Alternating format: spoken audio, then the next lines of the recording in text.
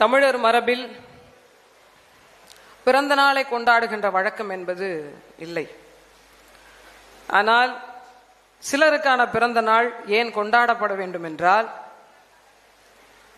1000 ஆண்டு கால ஒரு மிகப்பெரிய போராட்டங்களுக்கு நடுவில் அறம் வாய்ந்த மரபனாக, நமக்கெல்லாம் முன்னோடியாக, எடுத்துக்காட்டாக, சுயநலமிக்க இந்த வாழ்க்கை முறையில் தன் இனத்துக்காக நின்ற ஒரு தலைவன்தான் நம் வரலாற்று படைப்பாளன். அவனை நினைவு கூறும் பொருட்டு மிகப்பெரிய ஒரு எடுத்துக்காட்டு நாளாக இந்நாளை நாம் கொண்டாடியே ஆக வேண்டும். அப்படித்தான் சிலருடைய பிறந்த நாட்கள் வரலாற்று சிறப்புமிக்க நாட்களாக அமைகிறது. உண்மையிலேயே நமக்கு ஒரு பெருத்த பெருமை கொண்ட மக்களாக நாம் இருக்க வேண்டும். ஏன்னா, எனக்கு முன்னால் பேசின அண்ணன் சொன்னாங்க, புறநானூற்று வீரன் அப்படின்னு. புறநானூற்று வீரன் என்கிற அந்த ஒரு கதாபாத்திரம்னு வச்சுக்கோங்களேன். ஒரு வீரன் எப்படி இருக்க வேண்டும் என்ற செயல்பாடுகளை நாம் புத்தகத்தில் படிச்சிருக்கோம். புறநானூறு படித்தவங்களுக்கு பாட புத்தகத்தில் இருக்கும், அது புத்தகத்தில் சொல்லப்பட்டிருக்கும். உண்மையிலேயே ஒரு தமிழன் அறம் வாய்ந்தவனாக போற்றப்படுவது, சண்டை நடக்கிற காலத்திலும் கூட அவன் அறம் வாய்ந்தவனாக இருந்தான் என்பதை பறைசாற்றும் விதமாகத்தான் ஒரு புறநானூற்று வீரனை குறிப்பிட்டிருந்தார்கள். நாம் வாழும் காலத்திலே உண்மையிலேயே நாம் எல்லாம் கொடுத்து வைத்தவர்கள். அப்படிப்பட்ட ஒரு புறநானூற்று வீரன் வாழ்ந்த சமகாலத்தில் அவர் விட்ட மூச்சு காத்தை நாமும் சுவாசித்திருக்கிறோம் என்ற பெருமை இந்த மக்களுக்கு மட்டும்தான் உண்டு. அவ்வளவு பெரிய ஒரு மாபெரும் வீரன். நாம் தமிழனாக இருக்கலாம், ஆனால் தமிழினத்தின் தலைவனாக இருப்பது மிக பெரும் கடினம். அப்படி ஒரு தலைவனாக யார் வர வேண்டும் என்பதற்கான ஆக பெரும் உதாரணமாக நமக்கு இருந்துவிட்டு வாழ்ந்து கொண்டும் இருக்கக்கூடிய ஒரு மாபெரும் இறையாகத்தான் பார்க்க முடியுது. நம்ம சிவபெருமான பார்க்கல, சிலையாக பார்க்கிறோம். முருகனை பார்க்கல நேரில், காளியை பார்க்கல, காவல் தெய்வங்களை பார்க்கல, முனீஸ்வரனை பார்க்கல, பெரியாண்டவரை பார்க்கல, குட்டியாண்டவரை பார்க்கல. இது எல்லாவற்றையும் சேர்ந்த மொத்த வடிவமாகத்தான் இவரை நாம் பார்க்க. ஏனென்றால் இவர்கள் அத்துணை பேரும் இந்த நிலத்திற்கான, இந்த இனத்திற்கான பிரச்சனை வரும்போதெல்லாம் எல்லா கூட்டங்களையும் பின்னால் இருக்க வைத்துவிட்டு அவர்கள் முன்னின்று படை நடத்தி வெற்றி கண்டு, வீரம் புரிந்து வெற்றி கண்டு நம்மை வாழ வைத்தவர்கள். அப்படி தமிழினத்தினுடைய மிச்ச சொச்ச கூட்டமாவது உரிமை மிகுந்தவர்களாக வாழ வேண்டும் என்று இந்த களத்தில், இந்த நிலத்தில் போராடிய ஒரு பெருமகனின் பிள்ளைகள் என்பதில் நமக்கு பெருத்த பெருமை உண்டு. எனக்கு தெரிஞ்ச வரைக்கும் நான் சின்ன பிள்ளையிலேருந்தே இவரை எங்களுக்கு தெய்வம் அப்படி என்று சொல்லி வழக்கில் இருக்கும். கடலோர மக்களுக்கான ஒரு பாதுகாவலனாக, தெய்வமாக சிறு வயதிலேருந்தே தெரியும். நிறைய பேர் வீட்டில் புகைப்படங்கள்லாம் இருக்கும். இதே இந்த இராணுவ உடை அணிந்த புகைப்படங்களை நான் ரொம்ப சின்ன வயசுலேயே பார்த்துருக்கிறேன். கடற்கரையோர கிராமங்களில் நிறைய வீடுகளில் இருக்கும். ஏன்னா இவர் இருக்கும் வரை எங்கள் மீது சிங்கள கடற்படை துணிந்து கை வைத்ததில்லை. ஒரு பயம் இருந்து கொண்டே இருந்தது. அதனால இவர் எங்களுக்கு இரையாக, எங்களின் பாதுகாவலனாக பல்வேறு நிலைகளில் சொல்லப்பட்டிருந்தாங்க. ஆனால் அப்போ நான் உண்மையிலே எனக்கு தமிழ் தேசியம்னா என்னன்னு தெரியாது.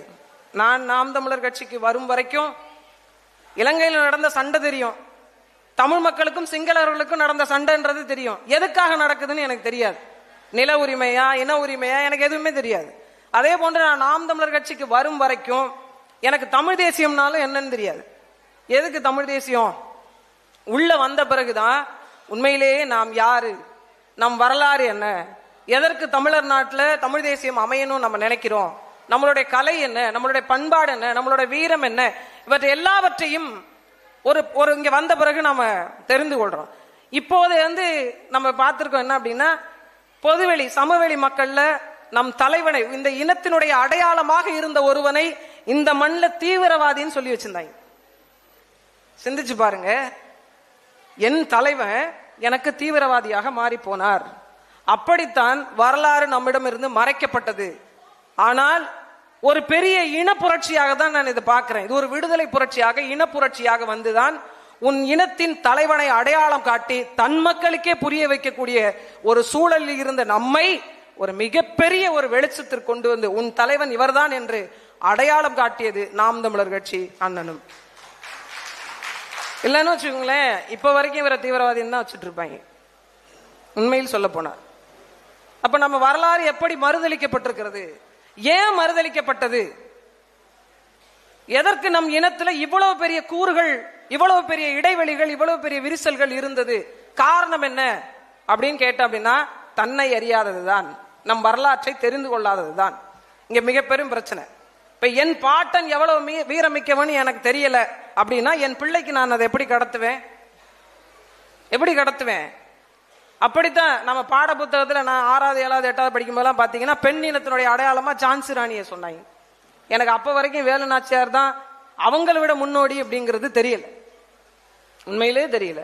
அப்ப நம்ம எவ்வளவு பெரிய வரலாற்று புரிதல் இல்லாத மக்களாக வாழ்ந்ததனால், நம் பெரும்பாட்டி கணவனை இழந்த ஒரு பெண்ணாக இருந்து கையில் குழந்தை வைத்துக் கொண்டு ஆங்கிலேய ஏகாதிபத்தியத்தை எதிர்த்து கையில் வாளோடு வேலேந்தி வாளோடு சண்டையிட்டு கொடுத்த இழந்த நிலத்தை மீட்டுருவாக்கம் செய்து ஒருத்தர் வெற்றி பெற்றார் என்றால், அவர் வரலாற்றை படிக்காது நாம் ஜான்சி ராணியுடைய வரலாற்று நமக்கு திணிக்கப்பட்டது.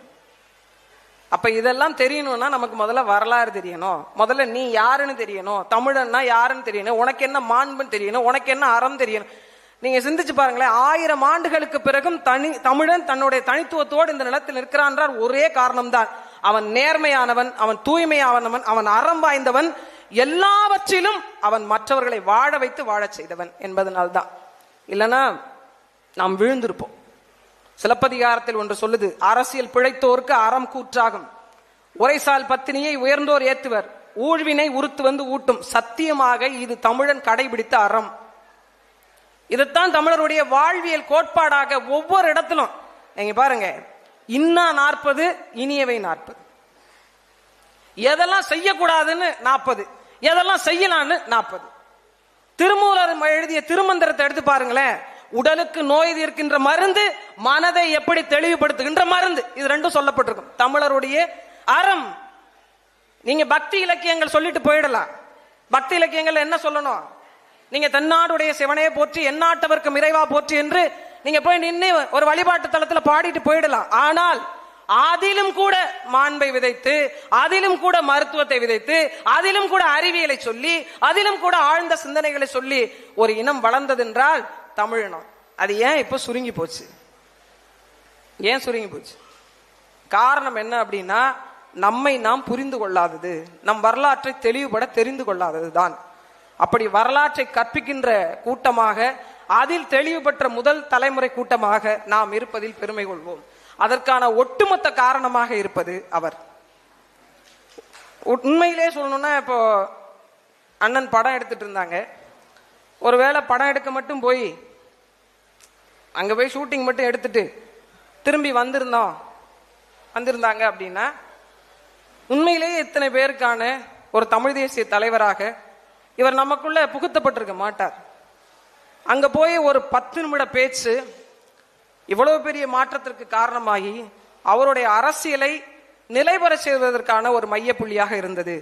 ஆனால் அவருடைய கனவு என்பது இன்னும் நிலைபெறாமலே இருக்கிறது.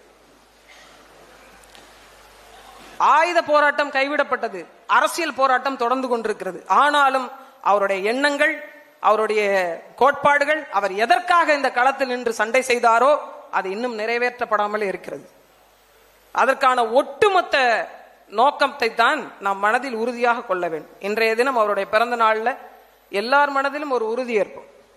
எது வந்த போதும் துணிவுடன் எதிர்கொண்டு அவருடைய நம்பிக்கையை, அவர் என்ன நோக்கத்திற்காக நின்றாரோ அந்த நோக்கத்தை, அந்த இலக்கை அடைவதற்கு ஒரு சின்ன துரும்பாவது நாம் இருக்க வேண்டும் என்று தனக்கான சுயநல அரசியலை கைவிட்டு தனக்கான வாழ்வியல், அவர் அந்த மாதிரி நினைச்சிருந்தான்னு வச்சுக்கலாம், என் புள்ள, என் குட்டி, என்னோட சொத்து, என்னோட அடுத்த தலைமுறை அப்படின்னு அவர் யோசிச்சிருந்தார் அப்படின்னா களத்துல நின்று சண்டை செய்திருக்க வேண்டிய அவசியமே இல்லை.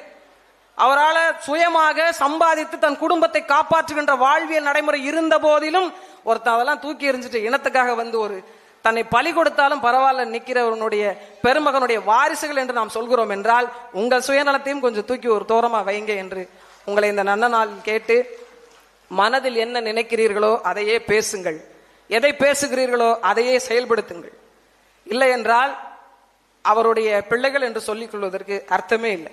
அதனால களத்தில் உறுதியாக நிற்போம். அவருடைய நோக்கத்தை வென்றெடுத்து அவருக்கு பரிசாக, இன்னும் சொல்ல போனால் அவருடைய பிறந்த நாள், வாழ்ந்த நாள், அந்த நோக்கத்திற்கான சண்டையிட்ட நாள் அவருடைய உழைப்பிற்கும் ஈகத்திற்கும் தியாகத்திற்கும் கொடுக்கின்ற பரிசாக ஒரு பெரிய இன விடுதலையை உருவாக்கி தருவதற்கான ஆயத்த புள்ளிகளாக நாம் அமைவோம். ஒட்டுமொத்தமாக ஒன்றிணைந்து செயல்படுவோம். ஏனெனில் நாம் தமிழர்கள். நன்றி, வணக்கம். நாம் தமிழர்.